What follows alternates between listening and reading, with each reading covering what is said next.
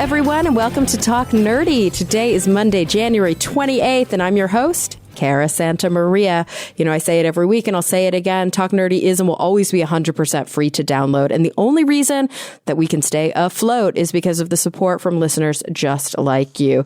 If you want to show your support for the show, there's a lot of ways you can do it. And only just a couple of them cost money, like going to patreon.com and pledging on a per episode basis. I want to give a shout out to the top patrons this week, including Rob Schreck, Pedro M. Rosario Barbosa, Phil T-Bear, the Zombie Drummer, David J. E. Smith, Jeffrey Perez, Charles Payet, Jafe, Gabriel Felipe, Jaramillo Gonzalez, Brian Holden, and Jeffrey Sewell. Thank you guys so very much. But you know, there's a bunch of other ways that you can also support. You can visit the talknerdymerch.com website to shop for some cool Talk Nerdy swag. You can rate or review on Apple Podcasts, Google Podcasts, Stitcher, anywhere that you get your podcasts. And lastly, you can just tell your friends and family about the show. That's honestly the most important thing that you can do, is get the word out. Thanks in advance. All right, guys, this week it is a really fascinating episode.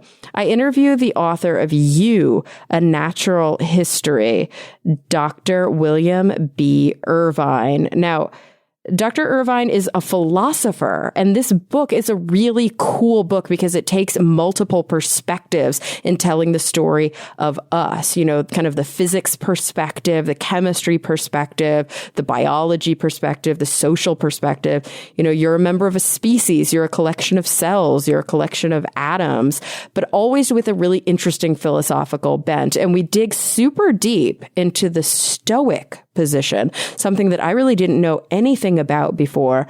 And it's really enlightening. I had a great time interviewing Dr. Irvine. I think you'll have a great time listening. So without any further ado, here he is, Dr. William B. Irvine. Well, Bill, thank you so much for joining me today. It's a pleasure to be here. I am really excited to talk all about your new book, You, A Natural History, but also about all of your incredible work as a philosophy professor, because I don't know if we've actually had a single philosophy professor on the show. At the very least, we haven't had too many. The show is very science heavy. And of course, this book is also very science heavy. But I think that the philosophy of natural science is such an important field. It's such an important, perspective to approach science from. And I'm just not sure we do it enough in the sciences.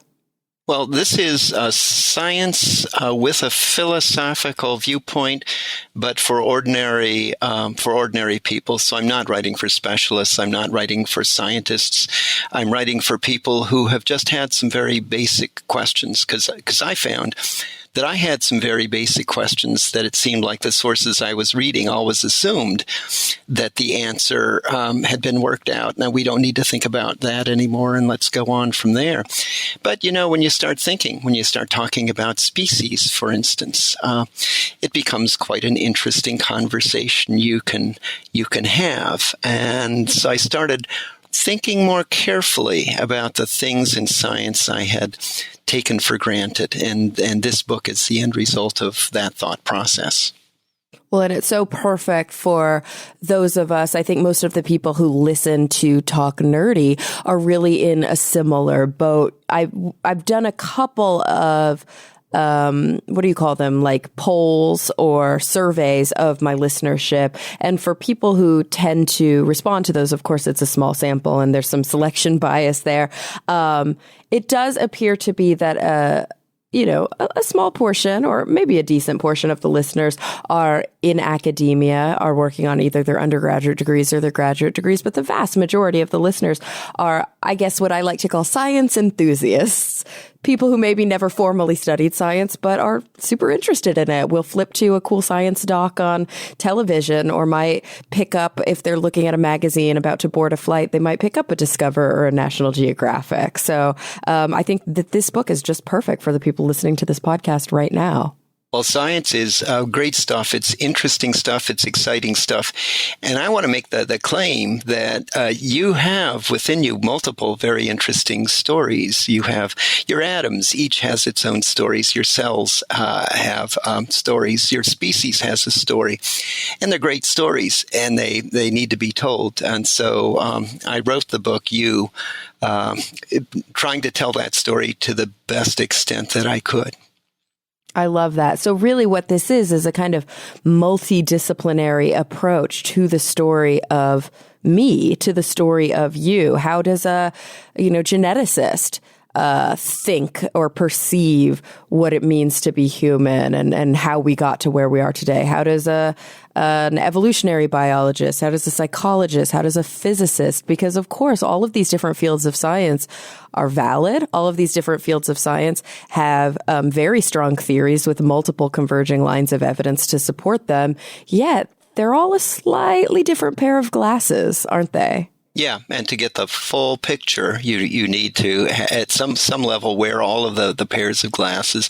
If you talk to a biologist, what you are is a member of a species. If you talk to a physicist, no, you're a collection of cells.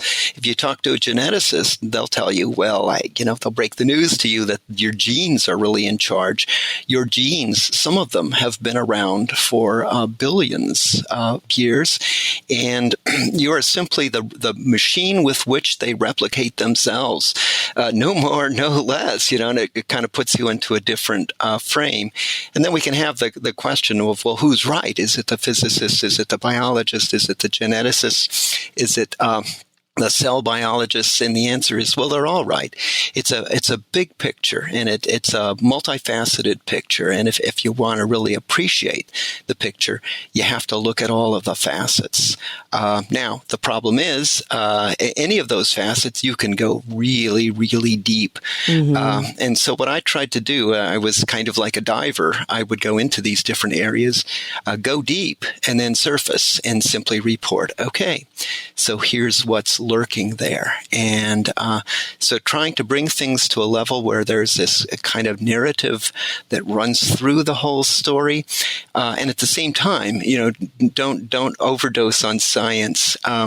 It's anything I touch on can be delved in more deeply, but I was very careful to place limits on how deep I went. And I think that that's much appreciated, especially when you look at the book. It's a manageable length, if that makes sense. For some people, a lifetime of work. For example, it's been a big year this past year for stories about evolutionary biology. Two books come to mind, two individuals that I interviewed on the show. David Quammen wrote The Tangled Tree, and Carl Zimmer wrote She Has Your Mother's Laugh, or She Has Her Mother's Laugh. And especially Carl Zimmer's book, it's such an important contribution to the field. It's such an important example of popular kind of narrative nonfiction science writing. But it's also a tome. It's an investment. Whereas I do think that your book is something that doesn't scare people away, maybe I should say, from reading it. It really is good bedtime reading. And you could probably get through it depending on your speed. I'm a very slow reader, but maybe in a week or two, which is not too overwhelming for most people. Yeah, to the extent possible, I'm trying to tell stories, and they're the stories always with a scientific spin. But look at the world from the point of view of say one of your nitrogen atoms. You have a bunch of atoms. Some of them are nitrogen atoms, and from their point of view, you're just a way station in a very long journey that began billions of years ago. If you're a nitrogen atom, not only did it begin long ago, but it began in the core of a star that subsequently exploded. That's where your atoms, nitrogen atoms, were formed.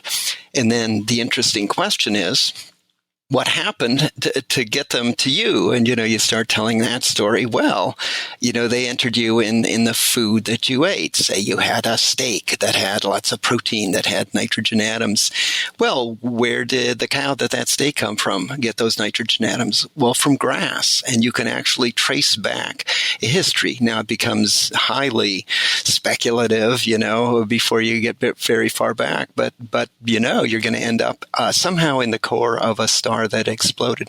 And the other thing to think about is if you're worried about your afterlife, your atoms will outlast you by far, and they'll go on after you're gone. They'll go on to have new adventures of their own. They probably were parts of living things before, the foods you ate, and they probably will be again. So you have this kind of atomic immortality. You can also think of the cellular you, because you are a collection of cells. Those cells link back cell by cell by cell. If they did their complete family tree, they would get back to the first living organism on the planet Earth, the very first living thing, which would have been a cellular organism. They can trace their ancestry back to that organism. And along the way, the cell has simply divided. From its point of view, what does it do? It grows and divides. It grows and divides. It grows and divides. And after several billion years, it's maybe the fertilized cell, the ovum and sperm that combined to make the cell that ultimately went on to make you. And that cell can have an afterlife. If you had kids, kids, their cells can trace their family tree, their cellular family tree, back to you. So it becomes a much bigger picture where we have we can look at you in different respects, and we can tell some wonderful stories about each of those respects in which you can be said to exist. It really is in many ways a collection of stories about, conservation, about this connective thread that continued long before we were born, long before our own individual, consciousness arose, and will continue long after we're dead, long after, kind of the lights go out and we're no longer conscious. And it's such a beautiful realization, I think, for a lot of people, whether they're religious or secular, like myself. For many people, I think, who don't find comfort in religion, this conversation about the ongoing nature of reality, this thread that's in many ways was unbroken to create you. It's hard to not see the profundity in that. It's hard to not look at it with a real sense of awe and a real sense of being, connected to something much, much larger. Not necessarily God, unless you're the person who believes in that. But even for those of us who don't believe, there's still something bigger out there, which is this unbroken thread. Yeah, I would officially classify myself as an agnostic, but in the book I have I do explore things from a creationist point of view because it's interesting and it kind of puts things into perspective. So just now we're talking, and I said there was a cell that you can trace, that all currently living cells can trace their origin back to. But if you're a creationist, that isn't true. There were separate moments of creation, one for oak trees, one for human beings. So they end up not with a tree of life with one root, but with a forest of life, right, for each of the different things that came into existence. And of course, they would say that if anybody did their family tree, they would trace it back to Adam and Eve, ultimately. Yeah. Whereas we, who don't take that point of view, wouldn't do that. But we might trace it back to, what many people might call a mitochondrial Eve, for example. So it is interesting that even though those terms were borrowed from the religious, and even though there is no, belief there within most of the natural sciences of like an actual Eden and an actual creation myth, that there is still a beginning somewhere. Yep. There had to be. And that person is described as the most recent common ancestor. And the interesting thing is, when you refer to it as the mitochondrial Eve or whatever, it's tempting to think that this was somehow a special and very important person. But in the book, I describe how there's a chance that you yourself could become the most recent common ancestor of every living person on Earth. And if you did so, it would be by luck. Go to a deserted island far away with a member of the opposite sex and be lucky enough to be there when the rest of mankind is wiped out, and then start making kids. And then you will thereby become the most recent ancestor of what will ultimately be humankind. They will all point back to you. Yeah, so the person who holds that spot just got lucky. And you know what? If something had happened to them, there's a very good chance that someone else would have taken on that role. Yeah, and when we look back at all of human history, and we're talking about, Homo sapiens, the 200 or some odd thousand years of our existence, it's not that it's just been a smooth and steady population explosion. In very recent years, yes, it has. Like, there haven't been nearly as many bottlenecks. But historically, of course, there were events that required that that caused the population to boom and bust. Of course, there were events, massive die-out events, diseases, epidemics, things of that nature, where we saw evolution in action. We saw resilient few being able to repopulate certain areas. And I think we often like to think of, our lineage as being just that, a lineage, and as being something that's been a slow and steady growth. But it's really not that clean, is it? No, we are very, very lucky. And, we're like the person who won the lottery.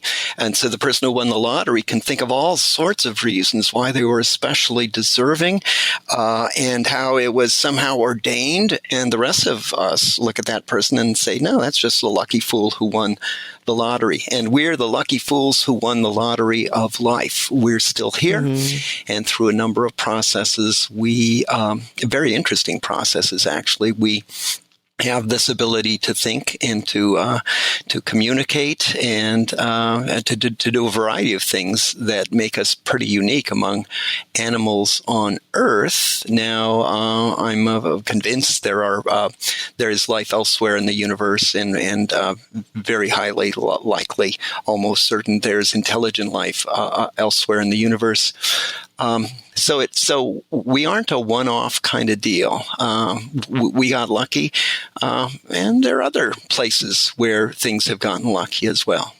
Absolutely. And of course, I think in a minute, I want to really come back to all of those different perspectives and why you chose to write the book in that way, because I do think it's a really unique way to approach this conversation. But I want to take a couple steps back first and talk about you and your career and sort of some of the things that I think probably led to this book. You are not a practicing scientist, although I did introduce you at the beginning as Dr. William Irvine, because you are a professor of philosophy. You are just really interested in the sciences. I want to get to the philosophy and the different perspectives within philosophy in just a moment. But first, I want to know what made you so interested in telling science stories and in dedicating some of your time to the scientific point of view. I've had a lifelong interest in science, and when I went off to college, I had sort of a background interest in philosophy. I had just as a senior in high school, I had discovered Bertrand Russell, and I had discovered Henry David Thoreau, and thought, well, this is some very interesting stuff. I wonder what anybody does with it. But I went off to college intending to be a physics major. And I started out taking physics courses and did quite well. But then it occurred to me that physics is really, really hard, and as most people can imagine. And my interest in philosophy was growing stronger all that time. So I ended up being a kind of a sensible individual. I knew that a philosophy major was a very risky thing because finding employment subsequently, teaching philosophy is difficult to do. And if you don't teach philosophy, then you can't really be employed as a philosopher. You can go to law school or something like that, but I wasn't interested. But by that time, I had taken enough math courses in conjunction with my physics that I started out in, that I figured out what I would do is get a double major in math and physics, and then if I couldn't find employment, double major in math and philosophy. Mm-hmm. Then if I couldn't find employment in philosophy, I would just bill myself as a math major and kind of hide the philosophy aspect. Because, an employer would say, oh, math, that's useful, but philosophy, they tend to be skeptical. But then I got very lucky and was able to find lifelong employment in philosophy. That gives me license to think about any number of things. And so what I do with respect to books is I just discovered that I'm collecting material in something. It's sort of like this, if you're a woman, discovering that you're pregnant, discovering that I'm heavy with book. And it's just a question of what captures my attention. And in this case, I said I've had a lifelong interest in science. And I started thinking about myself and my different selves and their different histories. And then it dawned on me, there's a book there. Very long, slow book to write because it was a background project while I was working on other books, but deeply rewarding in the sense of having arrived at a sense of understanding of kind of a bigger picture, not the bigger picture. I don't know if anybody can understand that perfectly, but just a better understanding of how I came to be here and a better understanding of what it means. And of course, this is not your only book. Like you mentioned, you've written several books, many of them about kind of the human experience, about insight, about relationships, interaction, but also you wrote a book all about Stoicism, about the perspective of Stoic philosophy. I would love to take maybe a few minutes to dive into that, because I'll say, we were talking offline before we started recording. You had read up on me and mentioned that you noticed that I was a philosophy minor in just my undergrad way back when. And that is true. I then went on to neuroscience and now I'm in clinical psych, and I've gone back to a philosophical point of view because I'm a humanistic, existentially oriented student of clinical psychology. But in my undergrad, my philosophy training was very heavy. I think it was just the way my university was oriented on political philosophy and I would say like ethical, moral, religious philosophy. So that's really what I got. My intro to philosophy course was Plato and Machiavelli. Like I didn't really get to learn much about history and systems in philosophy and learn about all the different viewpoints. I don't know much about the difference between epistemology and phenomenology and all these different views. And the Stoics, I know very little about. So I would love, and I'm not sure that most people listening are like, well, what the hell is Stoic philosophy? So I'd love a little maybe background on that. Oftentimes when I write a book, I have two programs going on. One is it's a publication, and I'm a philosopher, and this is one of the things they pay me to do. But secondly, it's a chance to explore very deeply something that I'm interested in. And isn't that a wonderful life that somebody is going to pay you to say, well, what are you interested in? Can you look into it? And as a philosopher, I have that freedom to an extraordinary extent. So back in 2004, I had an interest in becoming a Zen Buddhist, and I decided that, as a background project, what I would do is write a book that was connected with that, and then it's kind of like you get a two for the price of one. You get a book out of it, and then you get to explore something that you have a personal interest in. So the idea was become a Zen Buddhist, and to do that, I needed to think more about desire and the way desire functions in human beings. So I wrote a book titled On Desire, and Oxford University Press was happy to publish it, and it did pretty well. And in order to completely cover desire, I had to look at different approaches people had taken to dealing with human desire. And of course, there were the Zen Buddhists, but along the way, just to be complete, I had to talk about the Stoics because they had their own theory regarding human desire.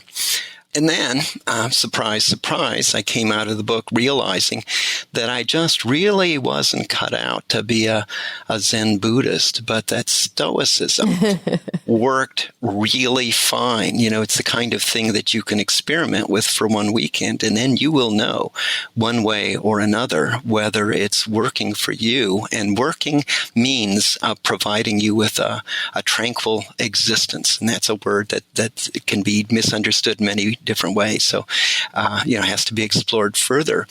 But then I decided that my next book after that would be a book on Stoicism.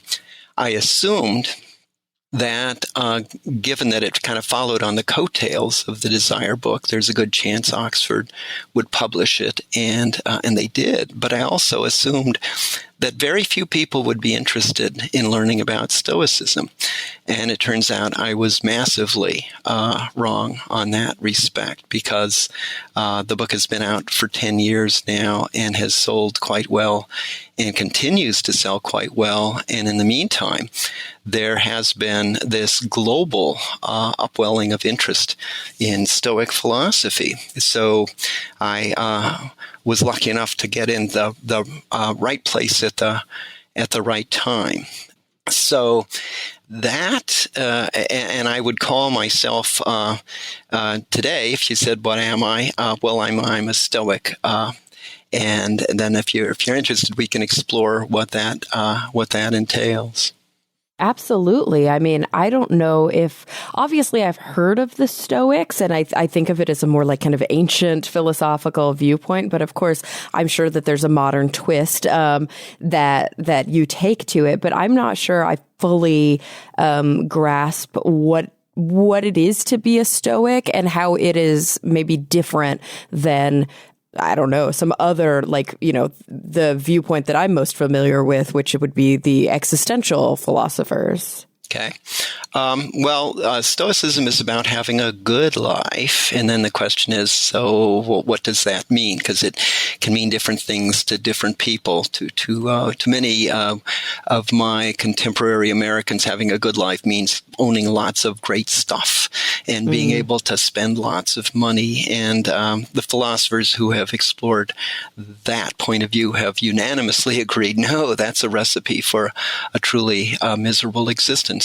So they had to come up with other ways of understanding what was worth having in life. And among the Stoics, now this is all debatable, and if you get Stoics together, they will start arguing about this. But there's the Greek Stoics came first, and then were followed by the Roman Stoics, people like Seneca, Marcus Aurelius, Musonius Rufus. And the Roman Stoics are what I would identify with most. And their thought was, if you want to identify what a successful life is, it's a life that's filled with tranquility. And let me explain that.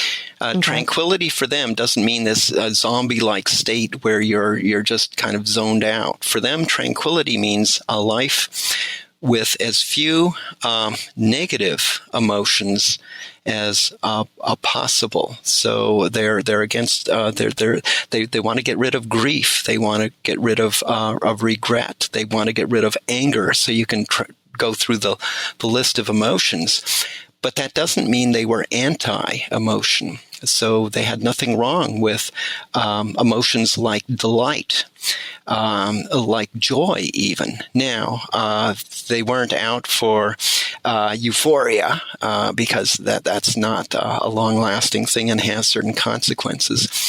But they thought that your goal in life should be to try to maximize tranquility, have as few negative emotions as possible, but take delight in these positive emotions. And the interesting thing is, they thought they had a way to arrive at that psychological state. By the way, the Zen Buddhists did as well, but they had a different way of getting to that state. So it's an interesting thing. They shared the goal, but had a different way of getting to the goal. And for the Stoics, they have some basic techniques that they use, and also I'll quickly describe one of them here. It's called negative visualization. So as an activity, you don't do this nonstop, but every now and then in life, you just take a few moments to think about what it would be like not to have something that you have. And it has an incredibly powerful psychological impact, because you do that and you realize what a lucky human being you are. Even if you think you have been deprived of almost everything, still you've got so many things that if you lost them, would have a major catastrophic impact on you. And so most people who are dissatisfied with life, they spend their days thinking about what it is they don't have that they wish they did have. And Stoics would say that's backward. What you need to think about is the things you do have, and think about what life would be like without those things. All right, guys, I want to take a quick break to thank a new sponsor of this week's episode, Warby Parker. I love Warby Parker. I don't know if you guys know what I look like because you listen to my voice all the time, but I wear glasses every single day.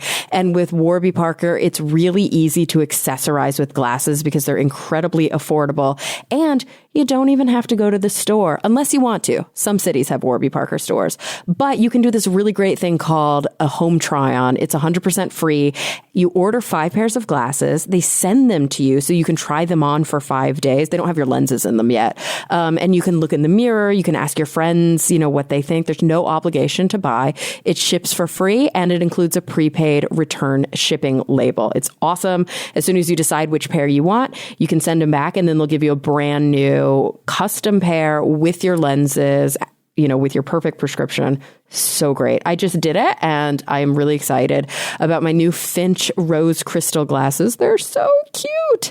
I can't wait for you guys to try. Also, do you know where the name Warby Parker comes from? I just learned this from a Jack Kerouac journal. Apparently, 2 of his earliest characters were named Zag Parker and Warby Pepper. And so they said, Kerouac inspired a generation to take a road less traveled, as we all know, but also to see the world through a different lens. Get it? I get it. All right, guys, their glasses start at $95. They include prescription lenses, and they're anti-glare and anti-scratch. And get this, for every pair you buy, a pair is distributed to someone in need. I love that. Also, check out Warby Parker's iTunes app. It makes it super, super easy to continue, with the whole process, the home try-on, shopping for all these incredible pairs of glasses that are, again, super affordable. If you've got an iPhone X, make sure to download Warby Parker's app. You can actually find your fit by kind of trying on the glasses using the iPhone X's True Depth camera. It's super cool. So guys, what are you waiting for? You can start your free home try-on right now by going to warbyparker.com/nerdy. Again, that's warbyparker.com/nerdy. I also want to thank Zola for partnering with Talk Nerdy this week. Zola is the wedding company that will do anything for love, and they're actually reinventing the wedding planning and registry experience to make it happy and easy and, stress-free, like a wedding actually should be.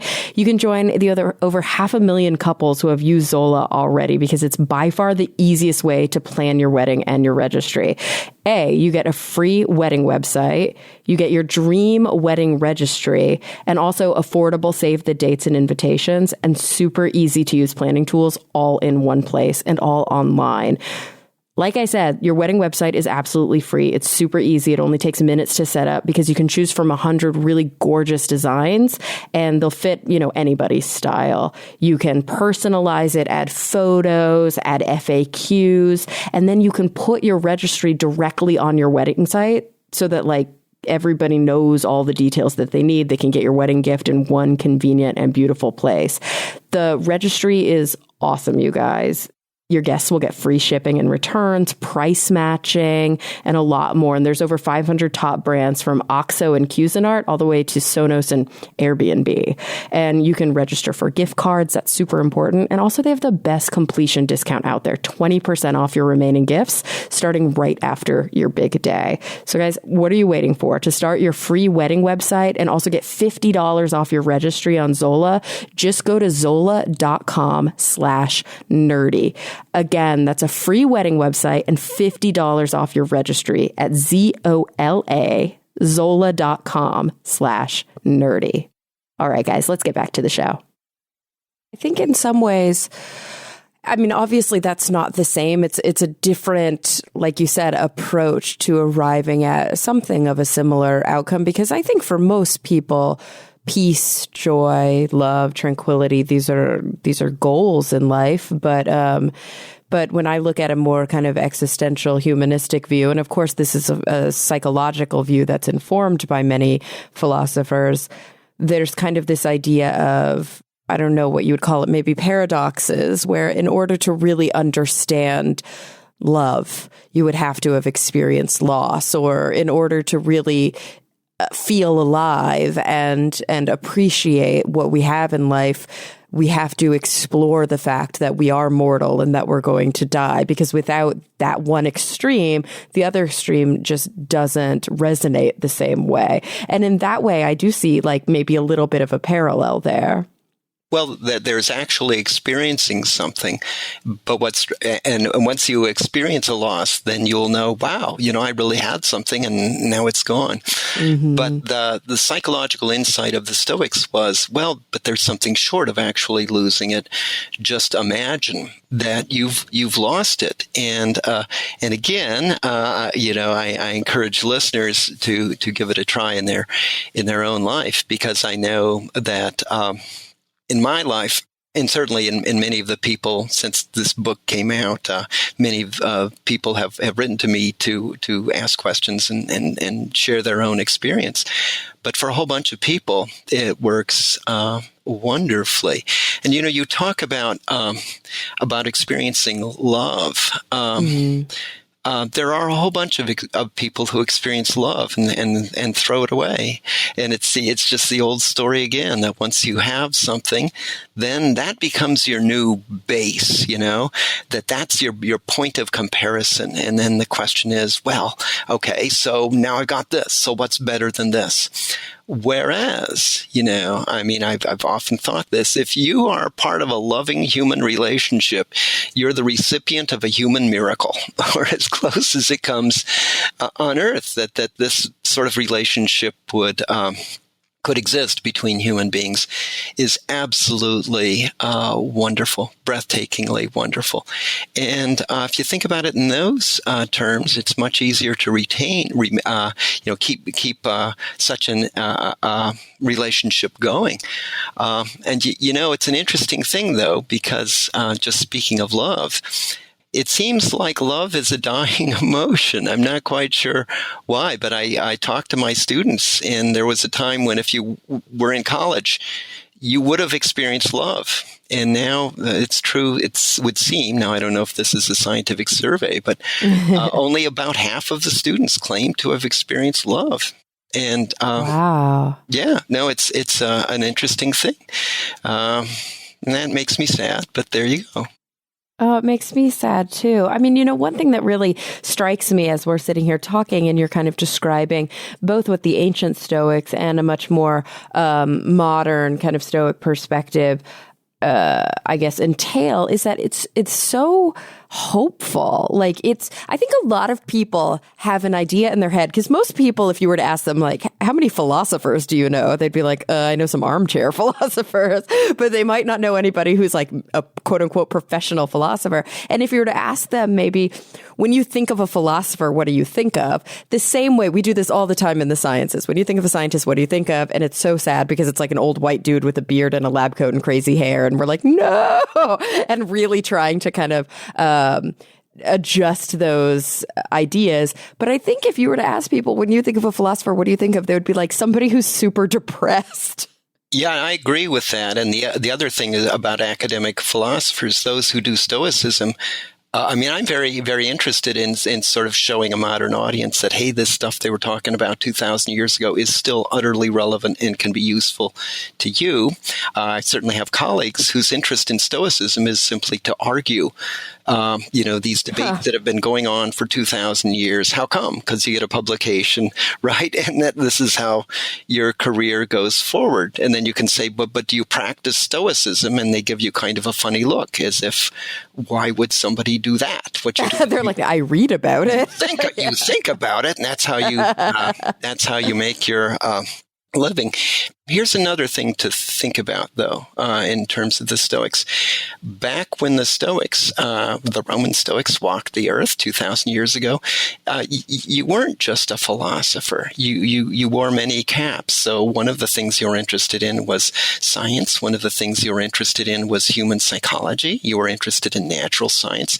Mm-hmm. You were expected to be a kind of a generalist. So these Stoic philosophers, yes, they did philosophy, but they were also acutely interested in human psychology.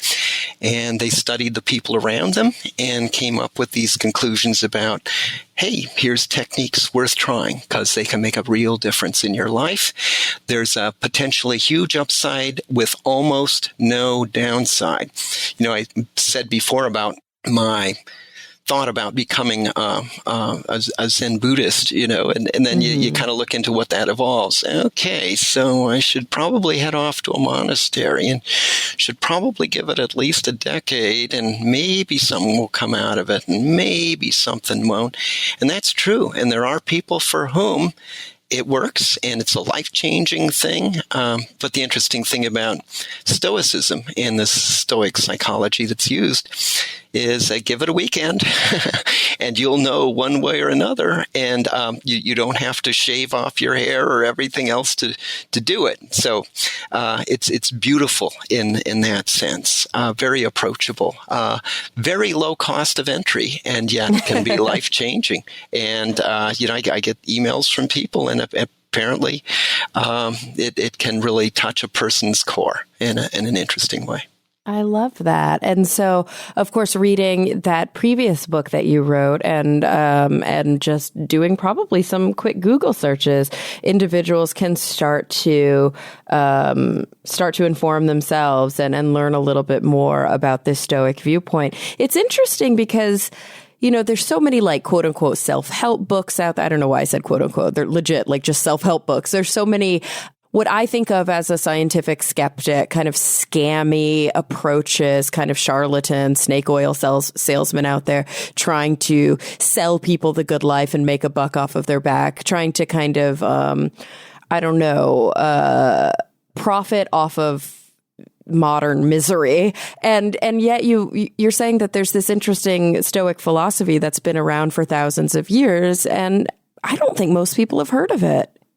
Most people haven't, and the sad thing is if they have heard of it, they have the absolute wrong idea. Mm-hmm. The Stoic just sits there and silently suffers. That's the point of Stoicism. So the book is Guide to the Good Life, and it's about the joy of being of Stoicism. And that sounds like a contradiction. What do you mean joyful Stoic? Well, that was the point, that you should live a life full of joy. And then the question is how to accomplish that. So it's sort of it's an unfortunate name because I'm talking about the capital S Stoics philosophical group, and it's also a lowercase s kind of word in the dictionary, and you look it up, and it's grim, all suffering, and it isn't that unfortunate. Yeah, I think when I think of the word, what comes to mind is like poker face. Like that's what the word defines for me, is just not showing any emotion, which is in many ways not what it means to live a good life. Yeah, and you read about some of the ancient Stoics, and they were people who seemed to perpetually have a smile on their face. So in that sense, just the opposite. I mean, if you wake up in the morning and you say, "Isn't this great? I get another chance to get things right." It just puts a different feel on the entire experience you're going to have that day than if you wake up thinking, "Oh, woe is me, what a miserable existence. I don't have what I want, and I'm never going to get what I want." So it's an approach to life.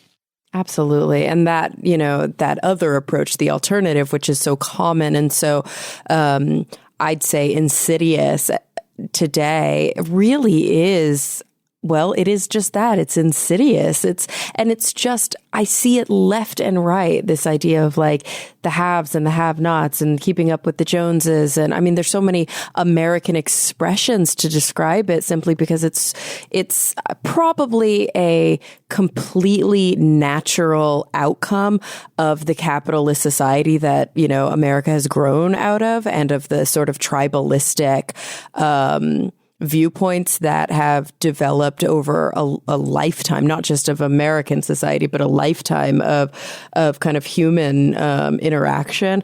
But it's just so sad that is really what defines so many people's lives. And it's really cool to know that there are these fundamental philosophical viewpoints, not these get rich quick schemes, not these self-help ideas, but these very basic literary and introspective sort of offerings out there that have been around for thousands of years that we can approach and internalize and use what we want and discard what we don't like. And it's, it's smart for free. It's smart for the cost of a library card, which I think is also something that we often forget in modern society. Yeah, and so in conjunction with the Desire book, I looked into evolutionary psychology, which is absolutely fascinating, and there's a good chance that we're actually programmed to be restless, to be always seeking something better. If you were around on the savannas of Africa and you were easy to please, and you said, "Well, I've got one coconut." I don't think they had coconuts on the savannas of Africa. I think, and that does it for me today. I'm done. That person probably perished, whereas somebody who took a much more kind of acquisitive approach. Well, I've got food, but more food is always a good thing. And vigilance, that was the name of the game back then. Just don't get eaten. Yeah, and then we've inherited that, and then so some people would say, so it's natural to do. Well, actually, we don't live on the savannas of Africa anymore, so it's unfortunate. We've been primed for an existence that's nothing like the existence we have. Our existence means what? Means if I want to eat, I walk downstairs and open the refrigerator, and I can eat the rest of the day. And so it's a different set of challenges, and we have to respond to them in a different manner. Absolutely. And I mean, ultimately, that is, I always get them mixed up. It's not the naturalistic fallacy, but there's another fallacy, like informal fallacy, like an appeal to nature. Yes, that's the thing where like, just because something is quote unquote natural, or just because something is how, an individual evolved, does not necessarily mean it's better. And so we have to be really careful. We see it all the time, right, in scientific skepticism when we talk about the promise of genetic technology. We talk about the promise of GMOs, for example, and you see this anti-GMO movement that's like, but it's not natural. And it's like, so? Yeah, no. It's feeding a growing planet. Natural means when somebody insults you, get really, really angry. It's really a stupid thing to do, because the anger is going to hurt you much more then it hurts the other person. So yeah, I agree with you that part of the key to a successful life is to behave in an unnatural manner. Absolutely. Yeah. Without ignoring or internalizing, or I guess I should say respecting nature, because that's another modern societal issue that we talk about often on the show, is a total and utter lack of respect for planet Earth. But you know what? Getting back to you, A Natural History. Speaking of natural, getting back to this wonderful book, I would love to know, like, which perspective, because you took an angle of a lot of different perspectives. Your background was more in physics and mathematics, in addition to kind of classical philosophy. But then you approached it from a genetic perspective. You approached it from a molecular biological perspective, from all these different areas. So obviously this must have been a learning experience for you as well. You had to do a lot of research in order to write this book. Which kind of perspective was the most, I don't know, exciting for you, or made you go like, really? Whoa, look at what I learned out of this. I learned in all of the different areas. And that's one of the things that kept it growing in me. I would just keep making all of these very interesting discoveries about the history, about what had to have happened in the past to get me where I am now. And it's absolutely surprising. Once you think about it, then it becomes, well, yeah, that's kind of how it had to happen. But the first time you hear it, it's shocking. Most people just assume, well, they're here, and that's just a fact of life, and they kind of had to be here. But you're here as a result of a remarkable set of coincidences in the past. Stars had to explode. People had to meet. You go through the whole list, and your existence is a miracle. And I'm using that word miracle in a non-religious sense, but you're very lucky to exist. But that, it's an interesting thing, but that's that Stoic approach coming in again, is count your blessings. You've got a lot to be thankful for. It's an interesting way to kind of take a step back, because sometimes it is very difficult in modern society. Some people might argue something of an existential view, again, is kind of that, many people struggle with depression in more modern times, and maybe historically just as many people struggled with depression, and we just didn't diagnose it the same way. Obviously these are constructs, and they're human inventions, these descriptions and labels and diagnoses, and maybe there's always been a threat of a certain percentage of a population struggling with these issues. Or maybe there is this kind of more modern view that society is quite sick, and an individualistic struggle with something like depression is to be sort of expected as a standard outcome. But regardless of that, I think a common experience of somebody who is deeply depressed is to bemoan the fact that they didn't choose to be born, like that they didn't have any sort of agency in that process. And so it's such an interesting kind of alternative view that, yes, I didn't choose this. I was lucky enough to have this. And look at how insurmountable the odds were. Look at how stacked against my existence probability was. I'm quite a lucky one to be where I am today. Yeah, you can take two different people, put them in the same situation. Some people will find the positive side. Some people will find the negative side. Now, the interesting thing is there are limits to what Stoicism can do, and if a person is clinically depressed, Stoicism is simply not the answer. There are a whole bunch more people, though, who have adopted a certain way of looking at the world, a certain kind of theory about the world and their place in it. And it's unfortunate because adopting that theory is what's putting the negative spin on the things they experience. If they could bring themselves to switch perspectives, they could turn things around in a dramatic way. So I have, I've now been a kind of a public Stoic for a decade. And in that time, I've certainly encountered people whose lives have been transformed by having these kinds of positive thoughts that Stoicism is pushing. There are other people, though, for whom it just doesn't seem to work. So I'm not a psychologist, so I can't get deep into why that should be. But there are some people who just seem really attuned to negative outlooks. And then other people for whom, when I tell them what Stoicism is, they'll sort of say, well, what's so special about that? I've been doing that all my life. Okay, well, good for you. You independently discovered Stoicism. If you'd done it 2,000 years ago, we would all know your name.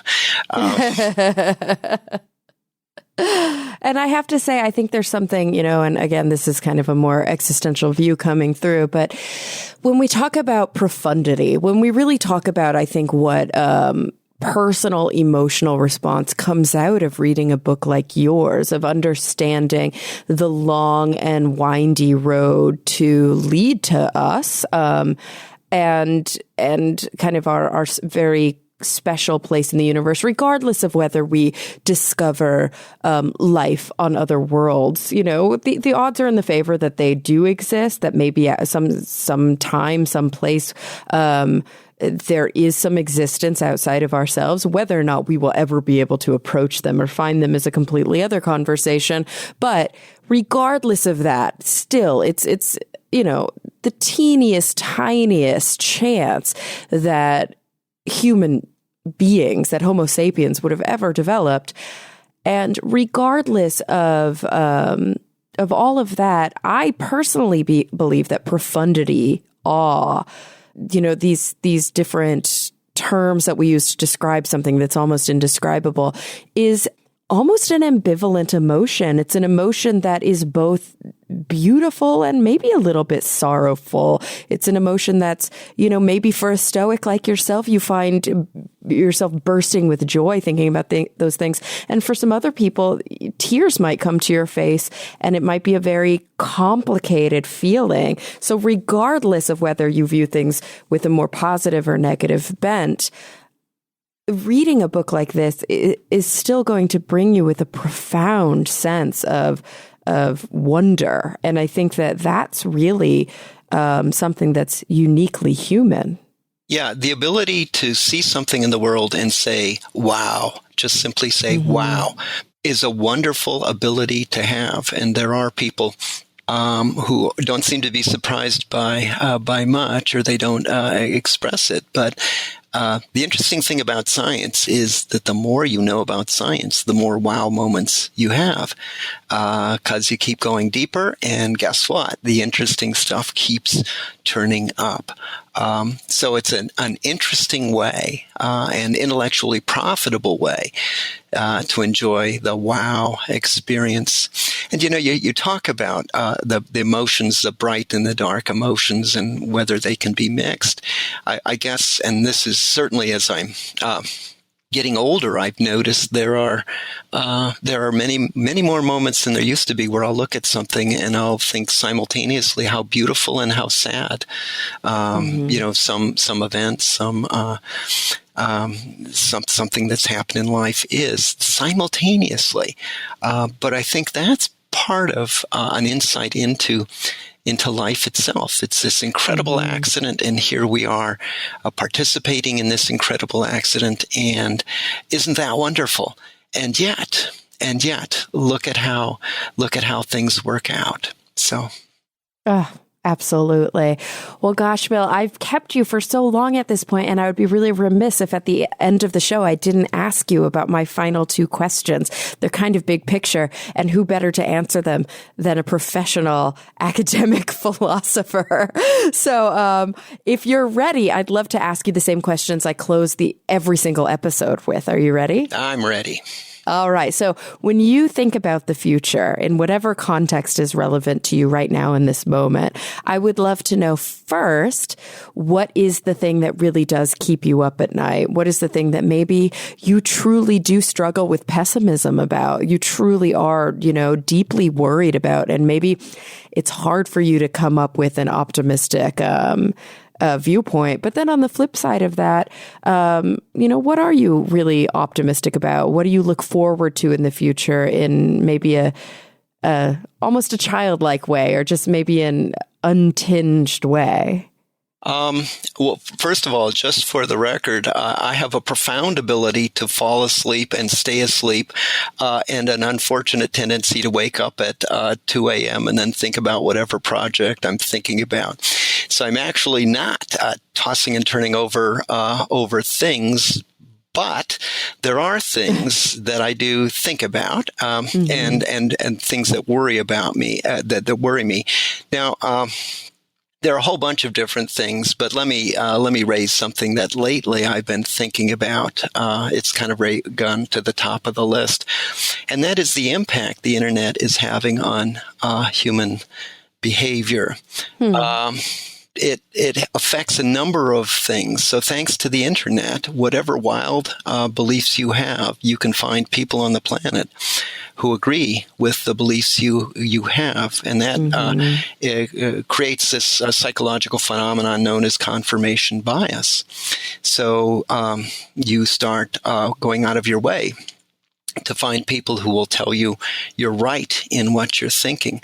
And that has the unfortunate consequence of simultaneously of making you more certain that what you believe is true. And it also makes you a more closed-minded individual, because people will come up with different points of view, and you'll say, well, that person's obviously crazy because the people I know all agree with me. If you go back before the internet, it was much harder to kind of put yourself into a capsule where the only things you heard were things you wanted to hear, because you would have been exposed to a variety of other people. The news sources were not perfect, but they did give you a point of view that might have been at odds with your own. So we have a world in which people are increasingly confident that they have the answers to questions. And unfortunately, they don't. It's just that they've picked out something. And so you can see that in American politics, the difference between, there used to be an interesting amount of overlap between liberals and conservatives, but now you look at the chart showing the curves for the two, and they're moving further and further apart. And then you look at elections, you look at Hillary Clinton versus Donald Trump. There are a whole bunch of people who would have said, if you can find something in the middle there, I can happily vote for it. But we had extremes represented. So I suppose that lately has been a fear that I've experienced. Now, second question. Yes. Okay. What are you truly hopeful for in a kind of a really clean, pure way? Okay, so this is going to tie back to the first question, because this is something else I've been thinking about. So I teach college, and the interesting thing is I've been teaching college in some sense or another for more than 40 years, if I'm doing the math right. And the college experience has changed in that time. So more and more, we college professors have formed the idea that what we're supposed to do is tell our students what to think, that we figure it out, and then we tell them. Now, in some cases, that's absolutely correct. If you're teaching math, you've got it figured out. There are proofs, and you've got to transmit those. But in many of the liberal arts, though, we have rival theories, but we also have this temptation to want to tell our students the truth. And so one of my hopes is that we will find a way to overcome that. In my classes, I teach now a lot of critical thinking. And so I'm very interested in going through the entire course. At the end, I do this survey, and students get to guess what my own political viewpoints are. And if I've succeeded, they won't know. They'll be all over the place. place, and yet we do talk about politics. And what I tell them is, I don't care what they think. I care that they think. Mm-hmm. So my hope is that this is an approach to teaching that will spread, and I'm trying to do things that can encourage others to take this same path.